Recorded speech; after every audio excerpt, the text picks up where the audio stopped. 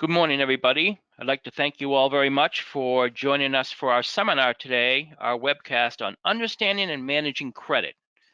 This is a very important topic to talk about. I'm glad you've joined us. My name is Peter Mullen, and I've been with this company, this nonprofit, American Consumer Credit Counseling, for about 3 years, but with financial services overall for about 3 decades. So I have a little bit of experience on these topics, and let me tell you, there's a lot to them. The more you dig into it, the more you'll find out about it. It's very important for you.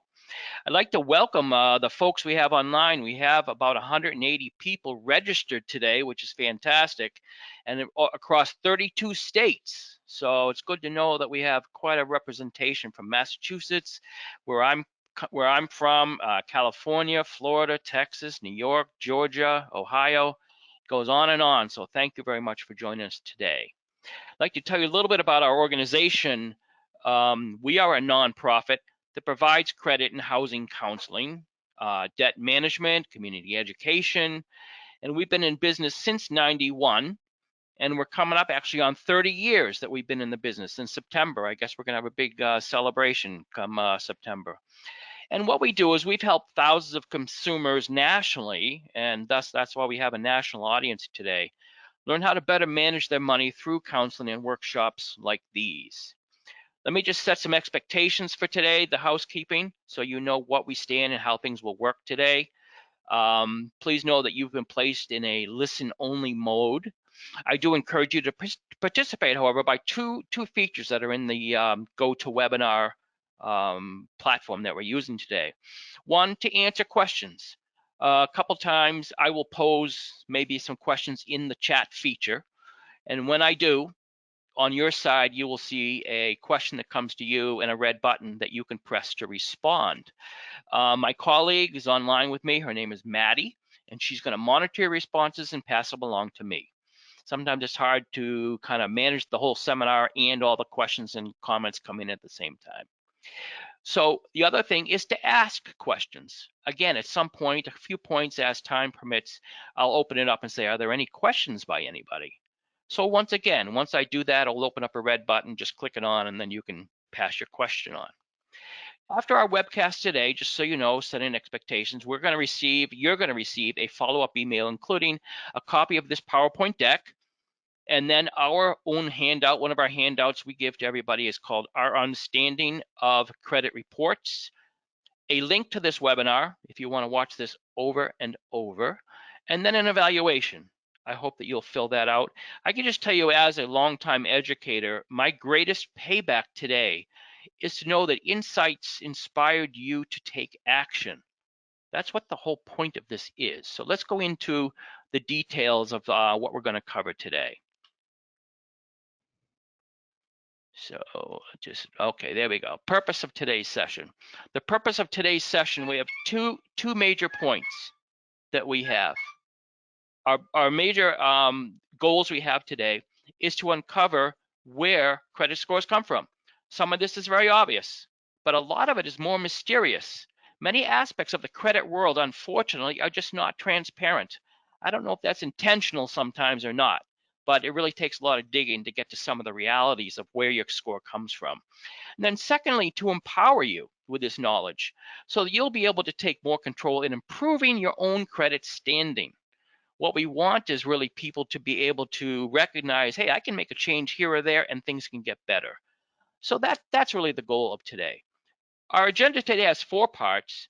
And so I want to start by kind of building a background, acknowledging why credit is important in our financial lives, and then some other key players in this process.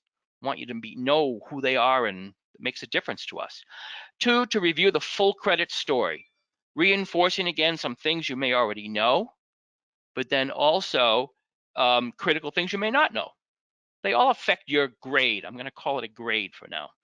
Number 3, confirm how and where you can control this credit grade and some areas maybe that you can't. And then end with number 4, recommended best practices. Again, we want you to really take control of this and see what you can do. And that's what we want to reinforce. So let's begin by considering these 2 perspectives. Okay, the power of credit. Good credit is powerful, but for whom? From the left side of this picture, you see from a user's perspective, the great thing is it allows us to borrow money. Okay, most of us do this via credit cards, but credit really includes all forms of loans and borrowing. It's not just credit cards. And credit really, as we think about it, is a trust in who we are. So it allows us this great, buy things today and pay later. Who doesn't like that? This old character, some people may or may not know, is Wimpy, who used to always want a hamburger today and he'd be glad to pay for it, maybe sometime in the future. How and when we get our payback builds our reputation, our pattern of paying. So the better our credit reputation, the more access we're granted to more borrowing and more rentals, more credit cards, lower interest rates. So the reality is good credit for all of us opens up doors for us. And that's why it's important for us to kind of, the care and feeding of good credit. From the right side, let's be clear on who provides these loans, okay? This guy here, he's from Monopoly, if some of you recognize him. Also known as creditors or lenders, they have the money. They're in this to make money, right? They want interest. And yes, unfortunately, it's hard to believe they want their loan principal back and on time. Can you believe all that? So creditors, lenders, bankers all hate risk and uncertainty and want to minimize this. So from their perspective, they're looking at this as a way to make money for them. They want to look at your past to make a prediction about your future payments. So if they make an assessment and they think that your payments are uncertain, then they will more than likely charge you more money. If they think that your payments are predictable, they will reward you with more money and less interest. Okay, that's the general starting point. Hopefully this makes sense to everybody. Our next step is to briefly view the whole credit story, as your power comes from what you know and what you do. So I'm going to frame this credit story almost like going back to school, right? I think everybody can relate to going back to school. Maybe you don't want to be there, maybe you're there now. But we're all very familiar with getting grades, right? Report cards, grades, those are one of the things we have to always watch for. Do you recall those days? Remember doing all that you needed to do to get an A? Remember all the work you might have done? Well, our grades, similarly, like credit, are built upon what we did. Your spending and borrowing history tells a story about you. So how you've managed various loans you've received in your life, student loans, credit cards, auto loans, even taxes, lots of things, begin to set up a story about you. That information is passed on to creditors and lenders.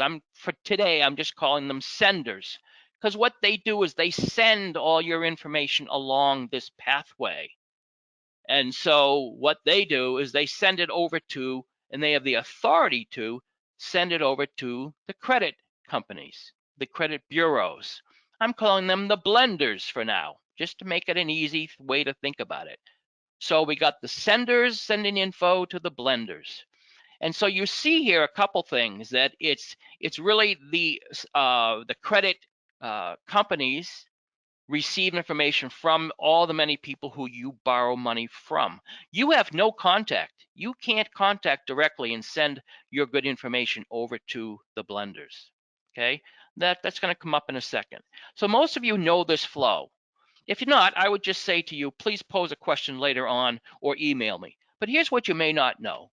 There's other information that we have out there, right, in your financial world, that we all have, right? You have things like rent or cell phones or cable, auto insurance, even paying your utilities. Here's the little secret you may or may not know, that's not counted within your whole view of who you are and how you manage money.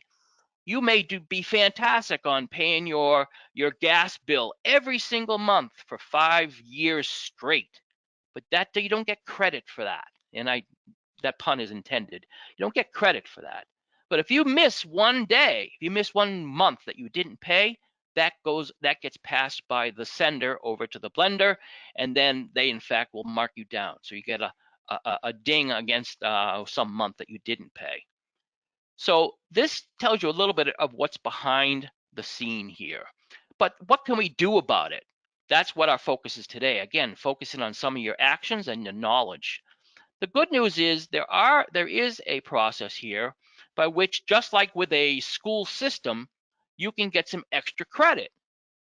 So do you remember those days when you were in school that, again, maybe you didn't get that book report done, but you say to the teacher, hey, what can I do to gain some extra points so I can get that B plus or that A minus that I'm looking for?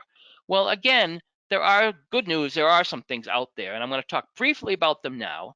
I just want to briefly talk about them now, and then we will drill into a little bit more detail later on in our session. Okay, so first thing, a credit builder loan. A credit builder loan is a product that's out there. It's been out there for a while that allows you to basically begin to build up your credit points by building a loan over time. In a sense, you build the loan, and in that process of building, you get good credit points in a sense. A secured credit card, some of you may have heard of. A secured credit card is yet another way in which kind of is almost the opposite. Basically, you put money up front and it acts like your own personal credit card for the first 6 months to a year. And in that process of you using it and paying it back, you're building up some great credit history, which is what this is all about. Third item I just point out is where you can get extra credit is a cosigner. Again, pretty self-explanatory, but someone to work with you. You co-sign on a loan or on a credit card. That's another way to hitch a ride and gain some points. And the last one I'm just going to touch on briefly, just to say, a new development that's starting to happen is what I'm calling, or what's called, self-reporting products. So if you notice in the yellow sheet here, there's things like rent that never get passed on. Well, now there are products you can buy, like Pay Your Rent, Rent Track, or Experian Boost, that they, for a fee, you have to do the research on that, will pass this on to the senders and then the blenders, and you can gain some positive, good financial activities you've been doing, in addition to all the regular spending and borrowing you've been doing. Okay, so hopefully this overview makes sense on things that, again, pretty obvious, but maybe some other things that are new to you. I'm hoping this inspires some further actions on your part. But let's look at one last thing. I'm going to introduce a couple folks to you. And that's other folks that get inside your credit report. Mistake and Mr. Ree. I always can never avoid a pun, by the way. So sometimes intentionally through identity theft, and some of you mentioned that in your challenges, or through simple mistakes because of all these handoffs, lots of parties involved. There's reasons why your credit reports are often inaccurate. The statistics I have on this is approximately 1 in 5 have mistakes. Okay, so we're going to come back to this in more detail, but that's the overview. What I will do is I will again talk for a little bit, and then I will open it up for your questions. So let's get a little bit more background. The credit and the borrowing that we do, it's important to recognize it's not just credit cards. Borrowing does come in a lot of other shapes and flavors, you know. So basically the premise is that you borrow some money or you borrow something from somebody, promise to return. It could be money, could be goods, could be services, but you promise to give it back. This is where the rub comes in.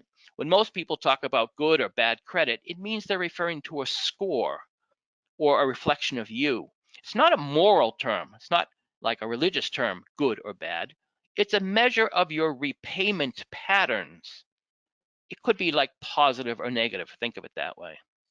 So credit is a much broader subject than simply a 3-digit number too. A lot of people do reduce this down to just a grade, that 3-digit number that you get, a score. But as a counselor for a number of years, I see many people focus too much on the grade. It's like you going to school and thinking, the only thing I care about is the B or the A that I get, but forgetting about the fact that you learned a lot, you read a lot, you discovered a lot during that course. So borrowing then is more than credit cards. On your credit reports, you won't see the name credit card, but you will see other names. So that's why, again, I'm showing you this very quickly. They don't call it credit cards, but they call it revolving credit or unsecured credit, which means it has changing balances to it. Installment is when you buy a car or put furniture away, and then you pay a set amount each month. So you buy a car and you pay $500 a month for 2 years or whatever it might be. Non-installment means when you have one big lump that you pay at a future date. So like a layaway plan for furniture or something might be an example of that. And then at the end of the period, you pay on, May 1st, you'll pay the full amount off. Interest is probably added in some way or shape.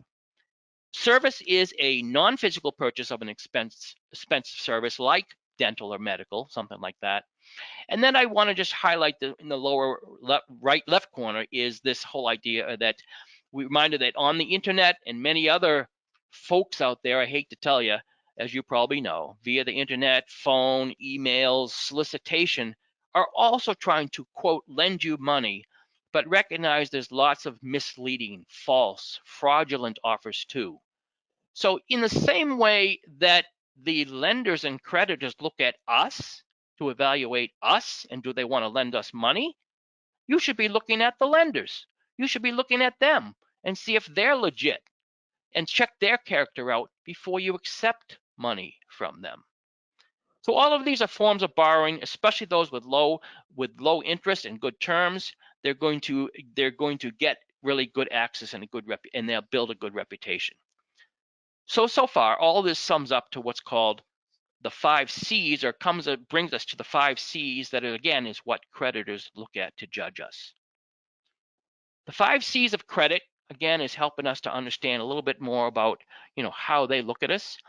Quickly, again, I think you understand most, but let's just quickly make sure everyone's on the same page, especially if you're new to credit, right? Capacity. They want to ensure that you have enough money to meet the new debt that you're facing. So that's why they want to know such things. The lender wants to know such things as, do you have many other debts? Are you being bogged down by 6, 7, 8, 9 other debts, and now you're trying to borrow more money to get another debt? Well, that's why they look at your ability to pay through your income and how it does a relationship between your overall debts. There's a formula that's used. It's called a debt to income ratio. Capital is what you also have of value beyond the income. So another thing they may look at is, hey, does Peter have any money in the bank? Do you have any other liquid assets? If he stopped paying me on this, like lose his job. I was laid off during COVID. A lot of folks were. But do I have any other assets, like maybe savings that they could draw upon? Collateral. This is the idea that when you are buying a thing or borrowing money to buy a thing, then again, that asset itself can be used to satisfy if you for instance stopped paying or whatever, then at some point they could come back and claim your house or claim the car or take that big large screen TV away from you. Real bummer. You don't want that. Character, this is a little bit more subjective now, but this is kind of what credit is a lot about. This is what the credit score also talks about. A little bit more subjective and is assumed, again, by your past patterns of reliability and trustworthiness. So this is really a lot about you. So it says an awful lot about, how they trust you or not. And so, again, this is where we have control to make changes and recognize that credit, again, what is it all about? They want to make sure that they get their money back and they can look at your patterns. And then finally, conditions. The 5th C is in the overall scheme of things today. What are the conditions that we have? How tight is credit? How much money is available? So a lender might very well consider all these things before you get that credit card or you get the ability to get that loan that you're looking for or that house you're trying to get a mortgage on. Okay, let's cover a few terms and make sure that we're all set with those because they really are important to our discussion today. It's important to know first that some of these definitions help us to manage some of the aspects of credit today. Creditors are looking basically back in time on your credit history. And they're looking back for up to 7 years. This is what the reports basically contain. Now, again, there's exceptions to this, but for the most part, the creditors, as we said, pass this along to the 3 bureaus. But the most recent activity, and this is good to know, in general, I know this as a counselor, even though it's 7 years worth of history, it's generally the last 2 years that carry the most weight on what you've been doing, either good or bad. The other things are still on your report, but they carry less influence over time. The 3 reports, or the blenders that come out from the Equifax, Experian, and TransUnion, are gathered into a report and they make up a score. The score on the right you see here is an example of a Fico score. Now there's 2 large score producing companies. One's Fico, of which the range is from 300 to 850. So you can see that this is pretty much like an average score, but it is a point in time, and it kind of captures, this is the snapshot of how we see you as a risk or not, right? And the good news is, up until recently, the other scoring system called Vantage used to use a different scoring framework. Their framework was from 500 to 990. Well, the good news is, I believe I've heard, and I haven't seen it, but that they've come back in sync recently to the FICO range, 300 to 850. Let's talk about some of the reports, and then I'm going to ask you a question. I'm going to throw a question all at you guys to see what you think. So the credit bureaus, again, that's these 3, Experian, Equifax, and TransUnion, they have the great job of collecting all that info and putting it into a report. But let's recognize some things about them. The credit bureaus are a for-profit company. There's 3 of them. They collect all your activity and they sell it in the form of credit reports. Who buys it? It's the creditors and the lenders that buy this information. Bureaus also make assessments of this credit activity and assign essentially a risk measure of you, basically your score. Here's some things you may or may not know, and this is, again, makes it a little more complex. The bureaus have even made up a variety of models or flavors of credit profiles. And so lenders with different risk tolerances, in other words, their willingness to manage risk, can purchase lower risk, medium risk, or high risk profiles. Well, what does that mean to me? Well, what it means to you, it explains why you could go shopping one day. You could go shopping down the street and you go to a low risk tolerance bank for a mortgage and you say, hey, I'd like to get a mortgage with you. Since they're low risk, they're going to tend to score you lower, and they may give you a 700, right? Because they don't want to take any risks with you. They're going to downplay your scores. You go down to the street to maybe a medium risk tolerance, a furniture store, because you want to buy a couch. And as you begin to get your loan settled for them, they say, well, you're a 750. And because they're willing to take a little bit more risk. And so what hopefully the realization for everybody on the line is that we all have multiple scores according to where you shop and who you're going to and the model that they've taken on. So this explains why we don't always have just one score. There's other factors that play in that do affect and do explain some of that for you. Okay, please note here, as far as the reports go, I want you to be very clear that the reports are free, but not the scores. Getting scores is a little bit more of a challenge, and they're not free from the credit bureaus, but the reports are free, and we'll talk about them in a little more detail later on how you can get them. So before we go on with this, I'm going to ask a poll question to everybody. I can see we have well over 50 people online. So I'm going to open up a poll for you and ask you to please respond back to this if you would. So, I'm sorry, here's your, okay, all right. So I'm going to select the poll here and ask you to respond to this poll.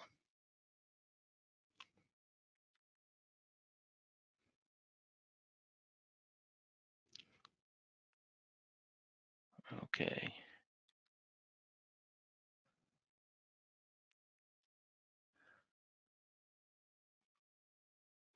All right. So I'm seeing some great answers come in. What do we see so far? We got about 80% have voted. Look at this, it's almost split evenly.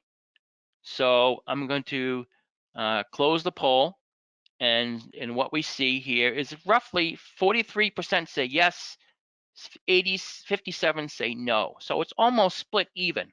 Let's close this poll and then move on into this. And let's explain a little bit about this, because it's a good question. It's one of the many questions that people have about your scores. So let's move on, like I said, into the next section and see how this affects us, okay? So to be able to answer this infamous question, and it's often on TV, many times you get scared by the people that come on TV, and you show two people sitting on a bench, and Mary is sitting there next to Bill, and Bill says, Mary, oh my goodness, you can't look at your score. It's going to drive your credit down. Well, let's Peter, get to I'm the going to stop you real quick. yeah. Your screen is not on the presentation anymore. Oh, okay. All right. All right. Thank you. Thank you, Maddie. Okay. Oops.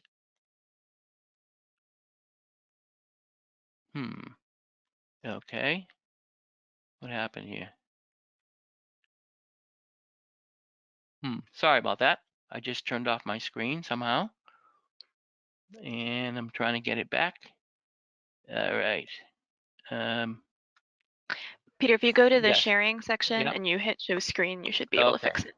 All right. Should be back to sharing. Okay. Great. All right. Okay. So we're back. All right. Sorry about that. So what we have then is, in terms of thinking about the answer to our poll, and I want to just bring us down to a second. For this section, all reports, so you know up front, all reports are made up of five sections. The one that's relevant to this question that I just asked and you came back to is this question of the inquiries, soft or hard, as an example. So first, there's 5 sections. No matter what vendor you go to, whatever bureau you go to, you're going to get the 5 sections, okay? But the one that is important for this is this bit about inquiries, soft or hard. So sometimes they, I think, mislead us a little bit. The whole point about inquiries, every time you look at your credit, basically that's what's considered a soft inquiry. I'm from a nonprofit. If you ask me as a counselor to look at your credit, that's a soft hit. Doesn't affect your score. If you have somebody else who you're working with from an organization of counseling, if you just simply go on to Credit Karma and look at your report score, it's a soft hit. It's when you actually seek credit. So anyone on this call that actually continues to seek credit, to ask for credit, to apply for credit, you have someone walk up to you with a credit card application and you say, sure, I'll try for that. That's fine. I'll give it a shot. As soon as you do that, you've basically done what's called a hard inquiry, and they're pulling against your credit, and all of these are reflected in your credit. So you need to recognize that when you do more than 2 of these hard requests in a year, you're in fact basically slightly bringing down that aspect of your score. Now, the good news is it's not very much. So people get, I think, overly concerned about hard hits, but they in fact don't take away many points. Overall, inquiries reflect 10% of your overall score. Last thing on that is simply to say that if you're rejected, if I apply for credit, and even if I'm rejected, the fact that I asked for it still counts as a hard hit. So let's talk about another quick one here. Credit use and trade lines up above on the second item here. The other ones are pretty self-explanatory, but the credit use and trade lines is all of your unsecured debt. So again, it's not listed as unsecured, it's listed as revolving. But you'll see your history, month-by-month usage for up to 7 years. So recognize that quite a history is kept on you. Every month, whether paid or not, if I didn't pay something back, a Kohl's bill or a Lowe's bill back in 2017, March of 17, it's going to be there. You didn't pay it. It's noted for the record, okay? Also in this section is all of your secured debt or installment debt, like auto loans, mortgages, and so on. All your car payments or not, all listed here. So you can see your history. And then also, if you stopped paying on an item, for instance, if you just stopped paying on a loan, you'll see it often go to a collection status. That's when they send it on and sell it to some other company to give you all these calls and harassment to get their money, or eventually it may be closed off. If they feel you're never going to pay on an item, eventually an item goes from being a collection item to a closed item, and from their perspective, they're never expecting to get the money back from you. The last thing I put at the very bottom, and this is important as will lead us to other things, and that is this whole idea of the creditor and bureau information. The good news is here is that by law, anybody that shows up on your report, any of your credit lines, any of your installments, any of your credit cards, they have to provide the information on how you could contact them if necessary. Yes, like I said earlier, it's hard to believe, but there are these guys, Mistake and Mr. Ree, that show up in your report, intentional or not. Intentional is what I'm talking about for identity theft, as an example. Someone can mess around with your report, but here's how you see it. Someone can basically take out credit in your name and find a way to charge off things to you. This is how you're going to find it out. You look at the report and there it is. I never had a Victoria's Secret card. I know I never had one. So I would then push back. But the names and information are there for you. Okay, let's talk about one last section, and I want to go open it up the whole thing to questions that you might have. Okay, the last section to talk about before we do that is to simply point this out, which I think most people know, but let's be clear on what it is. Within the FICO range, and now the Vantage range too, we have a range anywhere from 300 up to 850. So this rating, very much like a grade, is like from A to F. You can think of it that way. Excellent to bad. I mean, however you want to call it. But what it simply means to us is that there is, and why it's important, is that it has an inverse relationship to certain access and to certain interest rates that we might get, right? So the higher your credit score, which is on the left, the lower the interest rates that are charged to you, because from the lender's point of view, remember they're a big player in this, they see you as a lower risk and more likely to pay them back. So they're going to reward you with lower interest because they know they will get their money back. If you have a good to poor, if you're on the poorer end, you're a higher risk. You have a lower score, but you're a higher risk, and there might be a chance that you won't pay things back. So the creditor, in their desires to have money, are going to go ahead and potentially charge you more interest. So that's an overview so far of some of the things that you can do on your end, what you manage. I want to open this up for questions right now, and I'm going to ask this question for everybody. Are there any questions? So I'm sending that out to everybody right now. Hopefully you'll see that. What should happen is a little red button, I think, opens up and allows you to ask questions that will come into our question box. And then Maddie, I'm asking if you would please send on some of the questions to me. So let's wait a second, wait for some of them to come in. And Peter, there's a few questions in there that I just sent you. Okay, great. All right. So let me take some of them as we have time. I'm going to take a few minutes. The first question is, why is a hard inquiry such a negative thing? Okay, just to reinforce what about that, very important. It's because when you're doing a hard inquiry, that's you seeking more access to more credit. So think of it this way. If I have one credit card that has $1,000 limit, and then I seek 9 more cards, each one with $1,000 limit, that means I have access to $10,000, right? That's 1,000 times 10. The more access I have, and as we all know, you are capable of maximizing out and borrowing all that money. So if I borrowed $10,000, my ability to pay that back and a new loan are even less.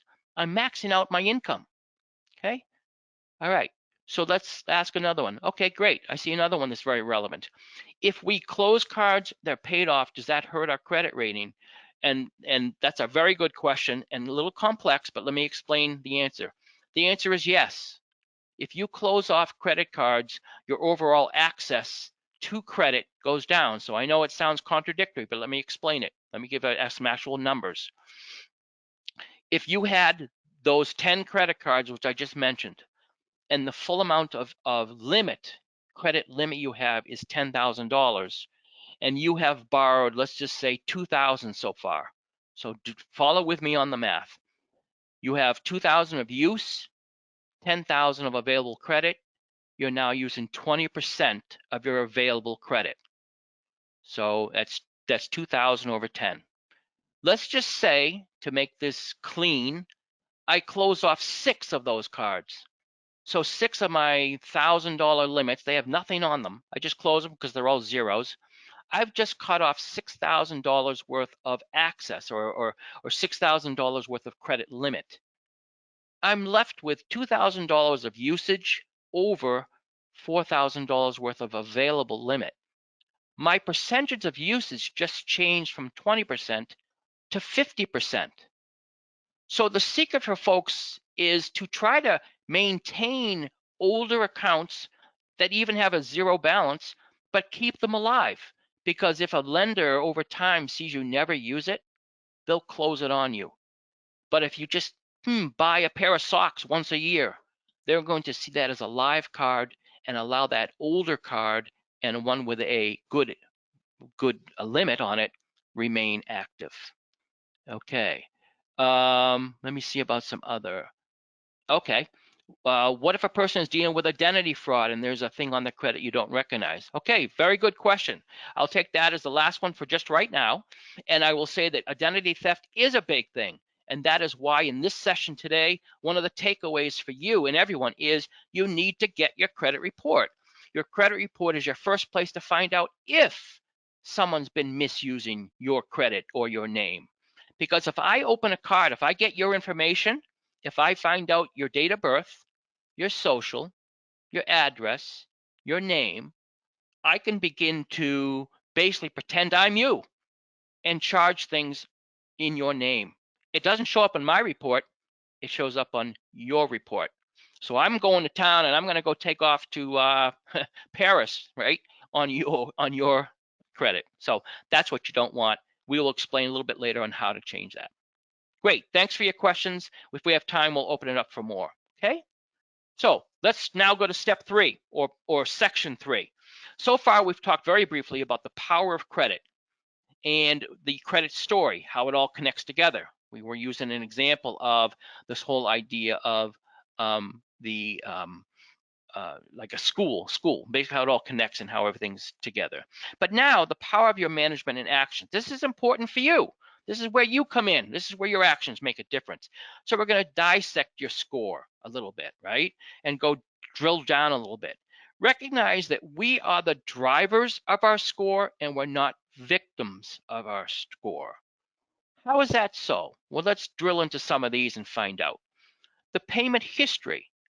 So the payment history is the 35% of your score. The good news is that your scores are not just simply, so opaque that you don't know. No, we're revealing where they come from. They're telling us this. So what drives your history? What's important? Paying on time.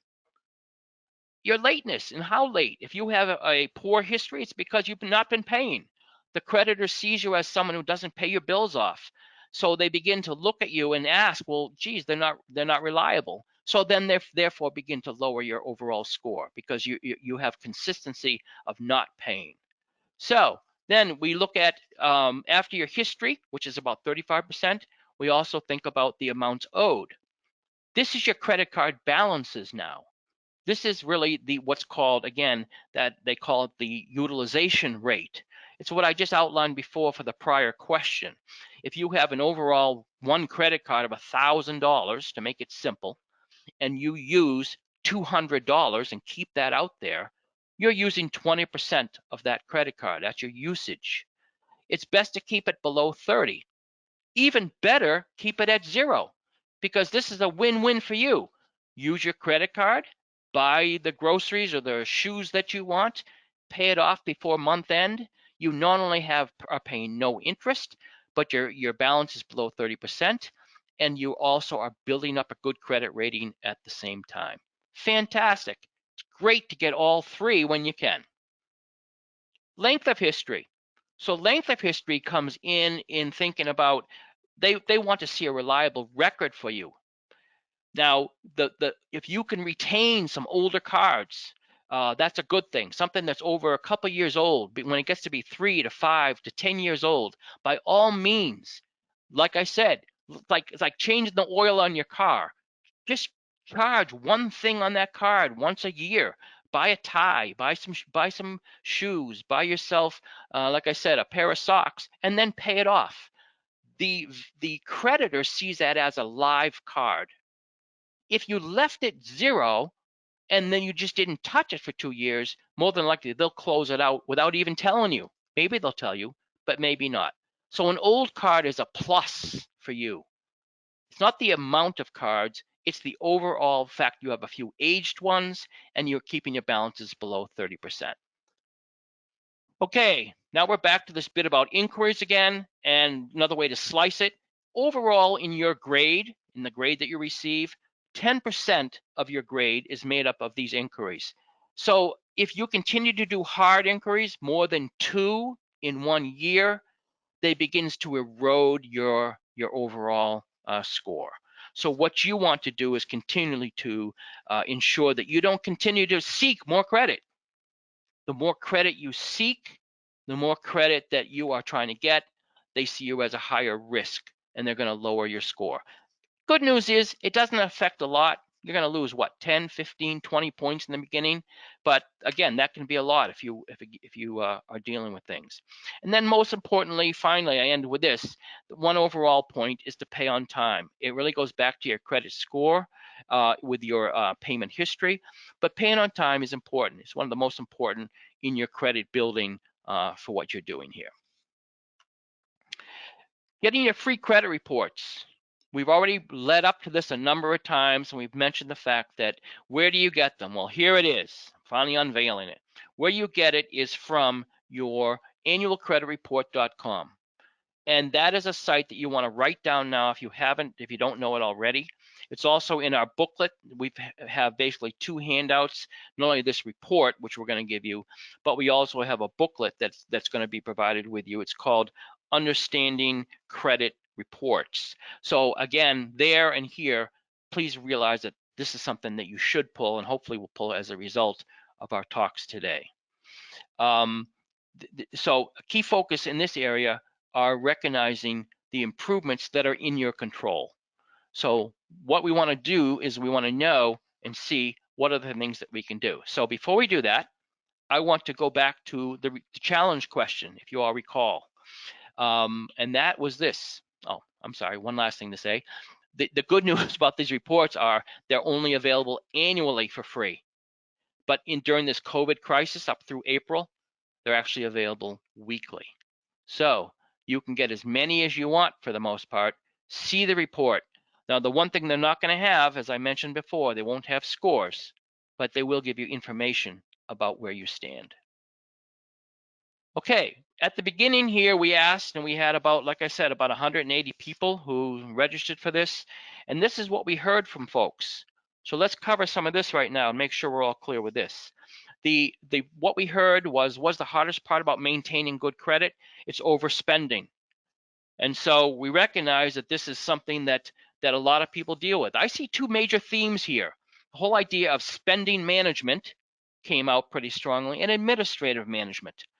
Overspending or impulse spending reflects a lot about your priorities and values. There's a lot to unpack here, but we do still have some solutions to pass on to you, right? Then there's this whole idea of what I call administrative for right now. And that's this idea of paying on time, getting organized. That's just a matter of taking care of business. The good news is there's answers for both of these. So let's look at how we can make some of these work for us, okay, and how we can fight back against them. So I give you this page right here, very important summary page, which is what are 10 things that you have under your control? And the theme of what we've been trying to talk about, a major thread for this has been good information is great. Good information of knowing how all this stuff works, what's both what's transparent and what's not. But knowing what's in your control to change is what this basically reflects. So let's talk about what you mentioned about overspending or impulse spending. Let me just give you some examples right up front of what you could do. And if you were counseling with me, what I might suggest, various things. Making access to your cards less convenient. That sounds simple, but one of the reasons why people do use their cards so much is because they're easy to use. Of course, that's what the creditors want. Make it less easy. Take your cards out of your wallet or your purse. Put them away. Put them in a place that's hard to get to. Online, this is true, especially since of COVID. So many people are able to stay at home and recognize that, I can go to an e-tailer, flip up my laptop. There, my credit card's already sitting there for Amazon or Home Depot or whatever vendor I use. I look at what I like. I love that chair. Push a button. Great. The next morning, it shows up at my front door. What's not to love about that? That's fantastic. But by doing that, you're making it too easy to buy. So do this. How about this for an idea? Take your credit cards and basically put it in a thing of water and put it in your freezer.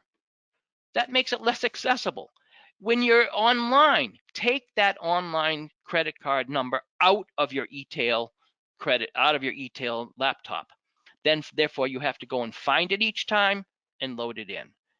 Other quick things is see a counselor, go to Debtors or Spenders Anonymous, and then finally I will just say we did a budget seminar last month. And if anyone's interested from this, budgeting is really one of the ways that you can make sure that you have a way to manage your money. I will go on into what don't you have control over.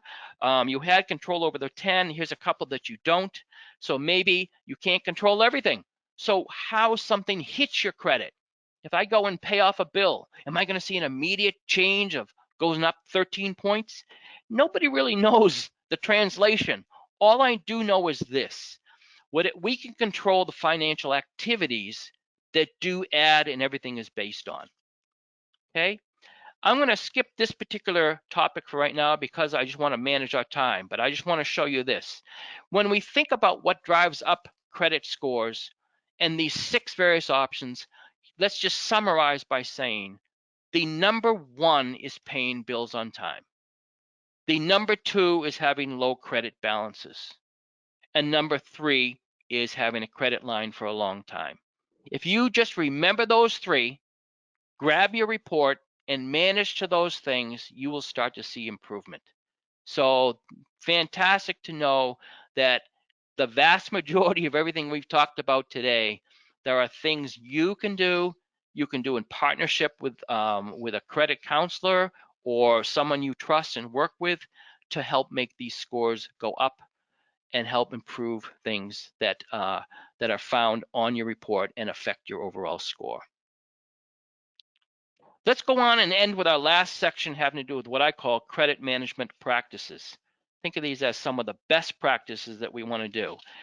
One thing to realize with our talk today, it's true for everybody, unfortunately, it's much easier to have your scores go down than it is to have your scores go up. The ability to do something where you stop paying something or you miss payments on a bill, the numbers will drop quicker than they will go on the build-up side. Usually takes months to build a score back up the other way. So let's try to avoid the bad things there. So what can we do? I'm returning back, if you recall, at the beginning of our session today, I kind of used the comparison of extra credit and going back to school.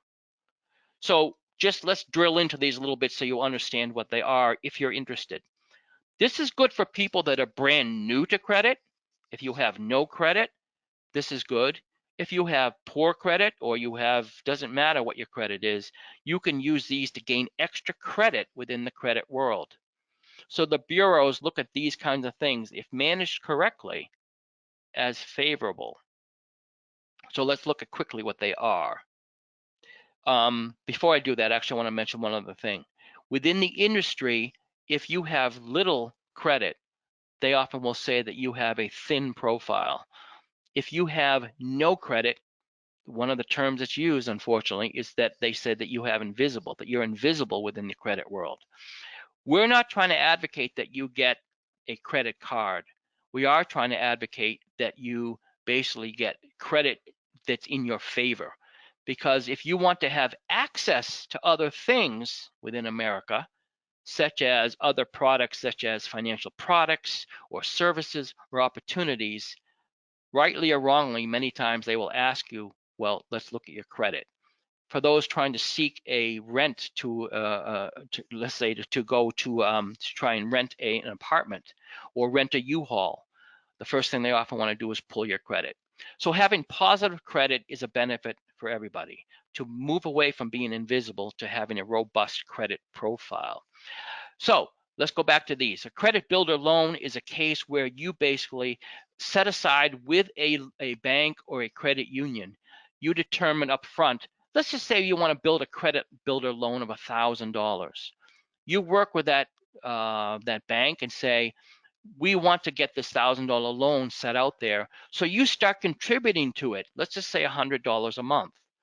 In 10 months, you've reached your $1,000 loan. So you're in a sense paying them $100 upfront each month, heading toward that loan. When you reach 10 months from now, they will return back to you. Probably not the full 1,000, something more like 950 or whatever it is minus their fee, minus the interest. But you've, in this meantime, now you have this set of 950. You now have a history of paying, and that builds up and adds to your plus of your points. Number two, a secured credit card. Kind of is the opposite in a way. This is when you put money up front. You take, let's just say, $500 or $200. That's fine too.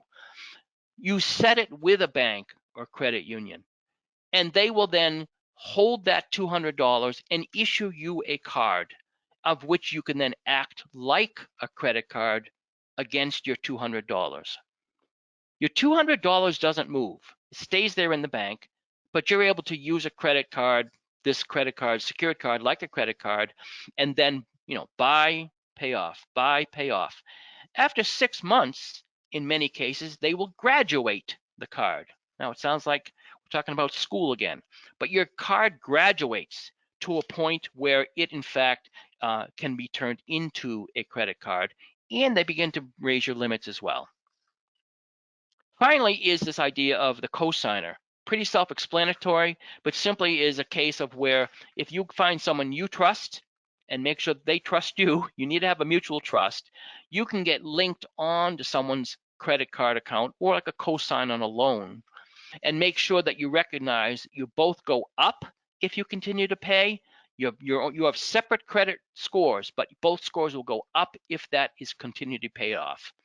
Both scores will go down if nobody pays it off, then you both get impacted negatively. So it's something you only do when you have a trust relationship. Last thing to talk about, and then we'll summarize, is this idea of correcting reports. This was brought up again a little earlier. I've mentioned it, but let's go into a little bit more detail here. Recognize that, like I said before, 1 in 5 credit reports, which are so important to us, generally have errors. That's according to the FTC, Federal Trade Commission. The good news is that there's lots of federal protections. This is a very regulated industry, but it's still not always clear how things work. I think some of it is very opaque, but you want to find as much transparency as you can. So the good news of this, again, is that you can, once you find the reports, you can fix them. But there's a process you need to do of submitting in writing that you're disputing an item. You send it to the creditor. You send it to the bureaus. That's listed in the whole credit report. I told you section 5. It tells you how to find their addresses. Your job is to support your claim, prove that this is a problem, it's not yours, and then in the end, they have to respond. They have to provide information back to you. The credit bureaus themselves have to respond within 30 days. And usually this process takes a couple months to get done, and it takes a little while for you to see the final understanding, see it hit your credit reports. Bottom line is, seek this out. And I will also mention to you that within the booklets we've given you, again, we're going to do a handout you have, Understanding Credit Reports, tells you how to do this process. And I'd also ask you to write down ftc.gov. So that tells you exactly what you need to do or where you can go on so many things related to credit and everything else we've talked about so far. We have 5 minutes left. So I'm going to summarize here, and I know that I would love to have more questions, but we'll see how our time goes. So the bottom line of what we've talked about today are, first, the major sections. The power of credit has to be respected and used wisely. 2, the credit story, almost like school. Remember that so many things go into your credit score, change and affect what you can. Number 3, the power of your management. You are a key player to this. Let's be active, not passives. Be clear on what's under your control to fix, and you can use resources to help you with that. The government, your manager, your counselors, lots of folks can help you. And then credit management practices. Continue to build up the positive of where you can, and to get rid of the negative or false info. All these things collectively are going to help your score up. I'm going to end with these tips. They're hopefully pretty self-explanatory. I like to just highlight some of them. Use your cash where possible, credit where needed. This talk today is not a bash on credit, not saying you shouldn't have credit cards. It's basically saying that credit has its place. There are times when we face an emergency, you use the credit card. When your tire blows on your car, you need the car to get to work. Fine, use the credit then. But if you find yourself using credit cards all the time just to make your monthly budget work out, that would be more challenging. Get rid of convenience. They want it to be convenient. Take the credit card out of your e-memory. That's making it too easy for you to spend. Remember these people that kind of wreck up your credit. That's Mistake and Mr. Ree. Those two folks are always showing up. We want to get rid of them. Communicate to the lenders. It's always good to recognize and be open and being proactive. If you have issues or questions, don't be shy. This is your money. This is your reputation. So push back to them. Make sure that they know your credit score is going up. They should be able to lower your interest rates. If your scores keep going up, you're less of a risk. They should be sure to know to move your interest rates from 15% down to 10% because you're a good risk now. And then finally, keep your inquiries low. Don't keep on doing hard inquiries. That's going to chip away. Pay on time. It's number 1. Use less than 30% of your overall available credit. It's better to use 0, but less than 30% is great. And manage more. I'm going to now, once again, I know we have just like 2 minutes. I'm going to quickly open this up again and see if there's any more questions.